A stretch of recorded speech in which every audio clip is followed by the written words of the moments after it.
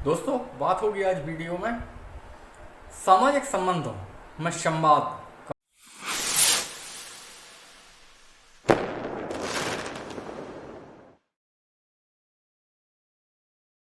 नमस्कार दोस्तों, मैं राकेश सिंह बख्शी, आपका health wealth and lifestyle advisor, आपका स्वागत करता हूं #राकेश सिंह बख्शी। जैसा कि परिवार में संवाद के विषय में जो चर्चा मैंने कही है, बहुत ही आवश्यक है। दोस्तों, यदि परिवार में सकारात्मक संवाद ना हो तो अनेक समस्याएं जन्म ले लेती हैं। इन समस्याओं के समाधान के लिए बहुत आवश्यक है कि संवाद जारी रहना चाहिए। संवाद की कुछ आवश्यक शर्तें होती हैं दोस्तों, उन सब पे चर्चा होगी।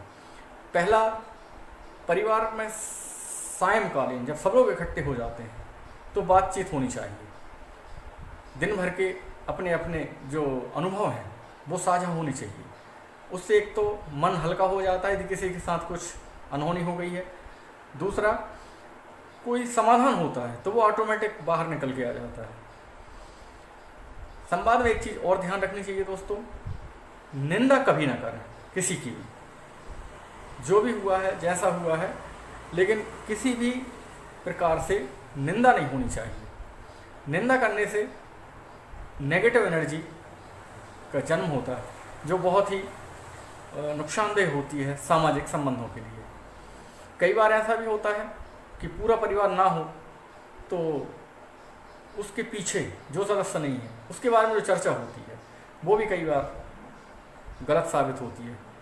चर्चा हो तो अच्छे विचारों से हो, अच्छी बात हो उसके विषय में हो। यदि कहीं थोड़ी सी भी नेगेटिव एनर्जी जन्म ले लेती है तो वो बढ़ती जाती है।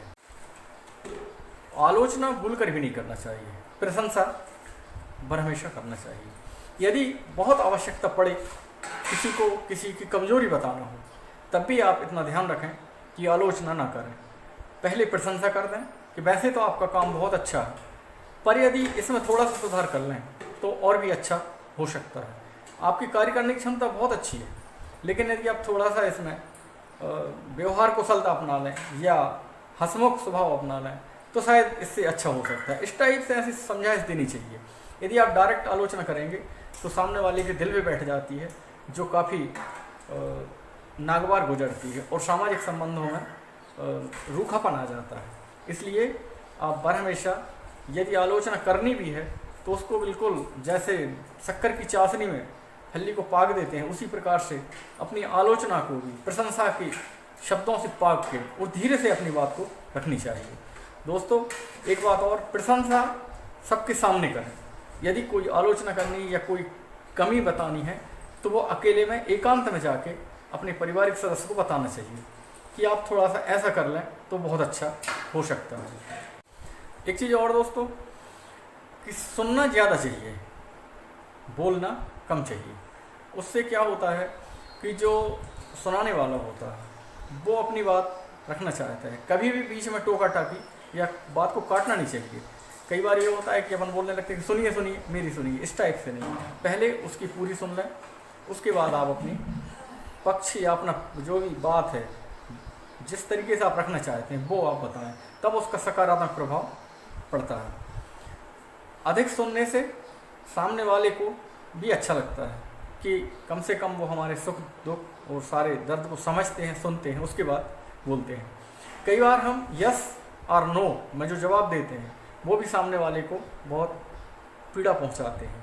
तो ये इस बात का ध्यान रखें आप कि केवल यस और नो में बात ना करें, पूरी बात को समझ के और संपूर्ण समाधान जो उसका हो उत्तर दें।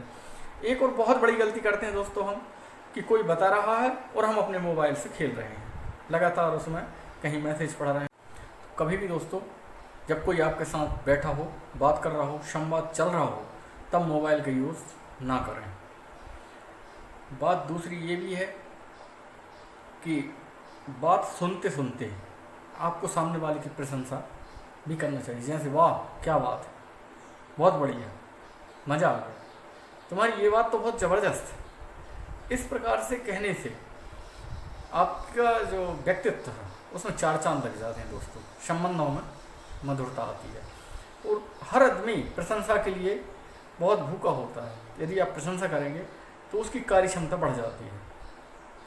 तो इसलिए आप वाह और का प्रयोग करते रहें ताकि सामने वाले को भी आपकी बातों में मज़ा आता रहे। 75% आपको सुनना है, 25% आपको बोलना है। कभी भी हो दोस्तों, प्रशंसा में कंजूसी नहीं करना चाहिए। कई बार इस तरीके से भी आप बोल सकते हैं, वाह आपका सोचने का नज़रिया तो बहुत ही अच्छा है, आप बात गजब ज़बरदस्त तरीके से करते हैं, आज तो आप बहुत अच्छे लग रहे हैं। इस तरीके से मतलब जब आप बोलें तो इतना ध्यान रखें कि बात वो व्यंग जैसी ना लगे।